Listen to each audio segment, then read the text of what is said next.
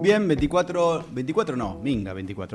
minutos pasaron de las 2 de la tarde en todo el territorio de la República Argentina. Y en este momento, ¿qué es lo que hacemos siempre? Bueno, el editorial del día sábado, el día de hoy en este caso. Bueno, a ver, el 24 de febrero de 1947, hace exactamente 79 años, o en realidad faltan 10 días para que se cumplan 79 años. Bueno, Juan Domingo Perón, ¿qué fue lo que proclamó? Bueno, proclamó el decálogo de los derechos del trabajador, esto fue en el Teatro Colón, un hito que consagró 10 derechos fundamentales que sentaron las bases laborales de lo que fue la Constitución de 1949. El primero de esos derechos, ¿saben cuál era? Trabajar. El primer derecho era trabajar, poder tener trabajo, que fue declarado como un medio indispensable para satisfacer las necesidades espirituales y materiales del individuo, pero también de la comunidad en general. Después estaba el derecho a la redistribución justa, el derecho a la capacitación, el derecho a las condiciones dignas de trabajo, a la preservación de la salud, fíjense los cambios que van a ver ahora con ese tema. El derecho también al bienestar, a la seguridad social, a la protección familiar, al mejoramiento económico y a la defensa de los intereses profesionales. Bueno, no fue, como verán, un simple decálogo corporativo, sino que tenía la impronta de un registro humanista y comunitario. Y además daba cuenta de un enfoque estratégico en el mundo del trabajo. Fíjense, estamos hablando de fines de lo que fue la 1947, estamos hablando de esa fecha, estoy hablando de lo que fue la posguerra. Se estaba de alguna manera conformando una nueva distribución de trabajo en términos internacionales y Argentina se quería ir posicionando de una manera, podríamos decir, estratégica a nivel planetario en relación a este tema. Y bueno, esto era un poco lo que se está viviendo y además daba cuenta de muchas cosas que estaban sucediendo no solo en Argentina, sino obviamente en distintas partes de la región. Desde ya que esta declaración consolidó la relación ya a nivel nacional entre Perón, la CGT y todo el movimiento obrero organizado. Y le permitió también continuar con su plan de engrandecimiento de la nación, podríamos decir. A ver, pero sobre todo las cosas, ¿saben lo que pasaba? Les posibilitó a los trabajadores, tanto hombres como mujeres, convertirse en los protagonistas de su propio destino. Y acá está la clave de lo que quería mencionarles en relación a todo esto.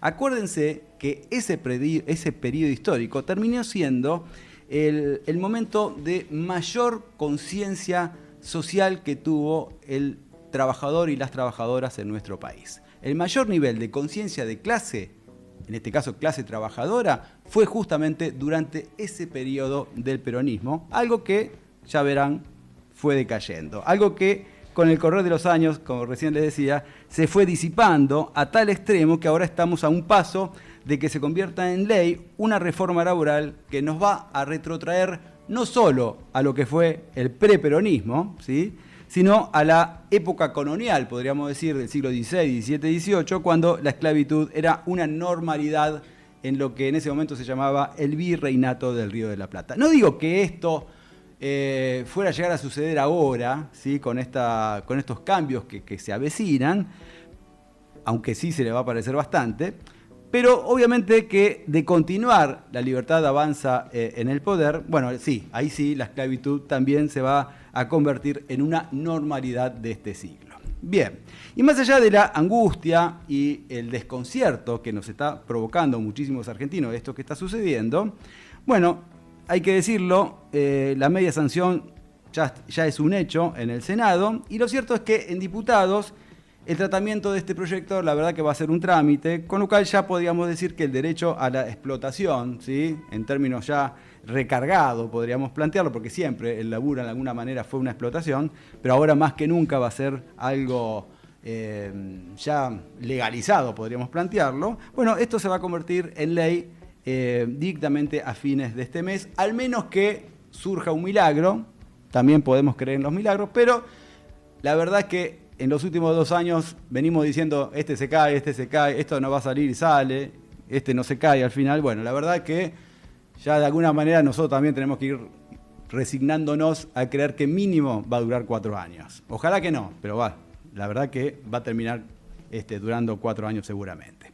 Y lo alarmante fue que mientras los legisladores libertarios, los radicales, los peronistas traidores, los del PRO y los de los partidos provinciales iban rosqueando a ver qué podían conseguir, ¿no?, en el Congreso, lo que se estaba dando en el Congreso, que era la quita de los derechos a los laburantes, bueno, en las calles, ¿qué era lo que estaba pasando? Lo que recién comentábamos con Belén, ¿no?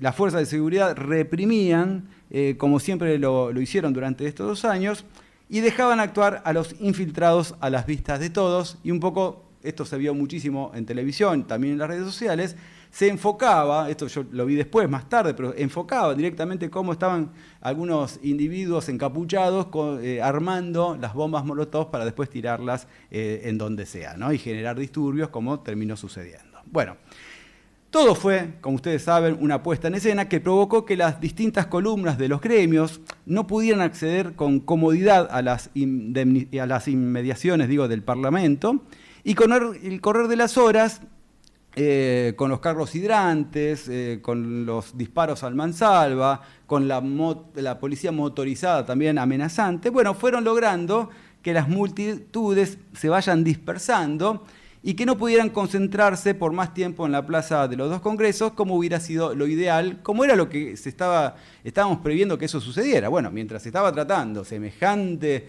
ley que iba a distorsionar los derechos de los laburantes, bueno, que por lo menos los gremios pudieran manifestarse dignamente como corresponde, ¿no? Bueno, no lo permitieron, no se dio de esa manera, y hubo heridos, hubo detenidos a mansalva, hubo detenidos al voleo, disparos a mansalva, y a muchos de esas personas es muy probable que las terminen, probable no, ya lo denunciaron, van a acusarlas de terroristas porque, bueno, vinieron a, no sé, a hacer un golpe de Estado, váyase güey, cosa, lo que dicen este gobierno, que la verdad es un gobierno de locos. En este sentido, la movilización de la CGT no fue más que un acto de presencia simbólica, hay que decir la verdad, que no estuvo a la altura de las circunstancias, teniendo en cuenta el proyecto retrógrado y de precarización laboral que se estaba tratando en la Cámara Alta.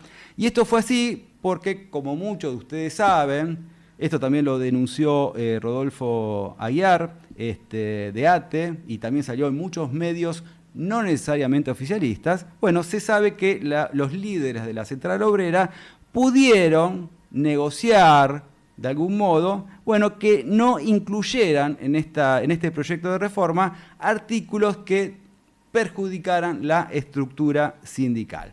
Por eso tampoco hubo huelga ni nada por el estilo, porque bueno, ya habían arreglado unas cuantas cosas. Por ejemplo, pudieron preservar el financiamiento de las obras sociales y la cuota solidaria obligatoria, cosas que obviamente hacen que todavía tengan un poco de fuerza para seguir teniendo incidencia en las negociaciones colectivas, algo que de algún modo, en algún momento también se va a acabar. Bueno, esto mismo que hicieron los dirigentes de la CGT es lo que vienen haciendo realmente todos los gobernadores, porque se manejan con la misma lógica. En este caso, los gobernadores, para tener algún que otro puchito, ¿no?, de la coparticipación, bueno, le terminan votando cualquier cosa a este gobierno. Y por eso en el Senado la votación selló un pacto que desnuda la naturaleza del experimento libertario, que no es otra cosa que una ingeniería legislativa diseñada para transferir poder desde el trabajo hacia el capital concentrado, que es un poco el deseo ferviente de esta gente. De hecho,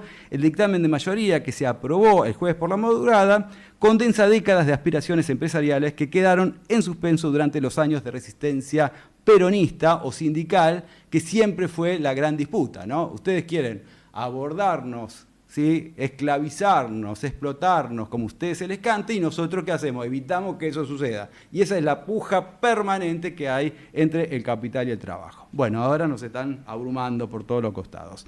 Ahora, con el respaldo de sectores del peronismo dialoguista, a los que habría que expulsar de alguna vez del partido, el mileísmo consiguió lo que otros gobiernos de derecha no pudieron en la Argentina. ¿Qué es lo que no pudieron los gobiernos de derecha hasta ahora? Bueno, fragmentar la unidad del movimiento obrero y abrir las puertas a una precarización estructural del mercado laboral argentino. Insisto, desde el comienzo de la democracia, todos los gobiernos que vinieron intentaron hacer eso. El menemismo, De la Rúa, Macri, todos intentaron hacer eso. Nadie pudo.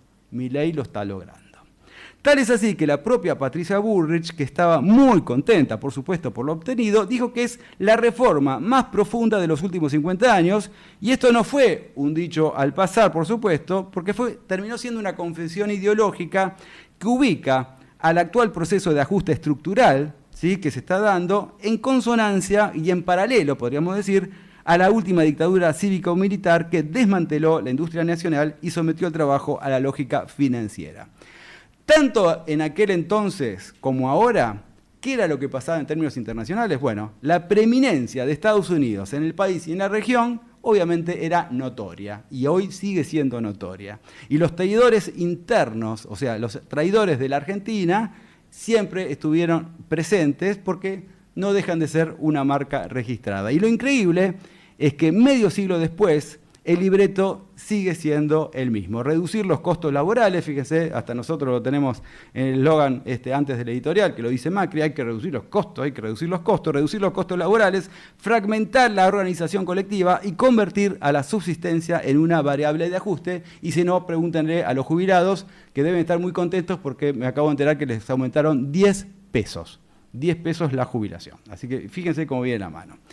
Pero lo que también hay que decir es que por más flexibilización laboral que quieran imponer, si la economía está estancada, si se mantiene la recesión, si el dólar sigue emplanchado y se abre de manera indiscriminada las importaciones, como está sucediendo, no hay posibilidad de que haya más laburo. Eso no hay vuelta que darle. Por más que le quieran decir que con esta va a trabajar todo el mundo, minga, no va a suceder eso. Si las fábricas se están cerrando, pero de una manera desproporcionada. El otro día lo decíamos, alrededor de 25.000 pymes ya cerraron los últimos 2 años, a razón de 30 pymes por día, ¿sí?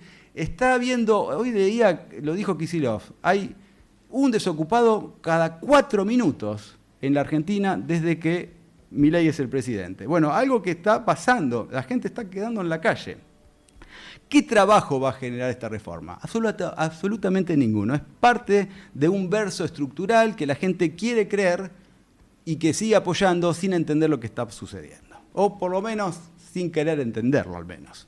O hace falta que recordemos, esto lo que voy a decir ahora es fundamental para que la mayoría de la gente lo pueda asimilar, si se quiere. Durante el kirchnerismo, los primeros años, si quieren, Néstor y Cristina, los primeros 8 años, si quieren, después quizás bajó un poco, pero durante ese periodo había doble indemnización por despido. O sea, cualquier empresario que echaba a un tipo, a un obrero, le tenía que pagar no solo una indemnización, 2 le tenía que pagar.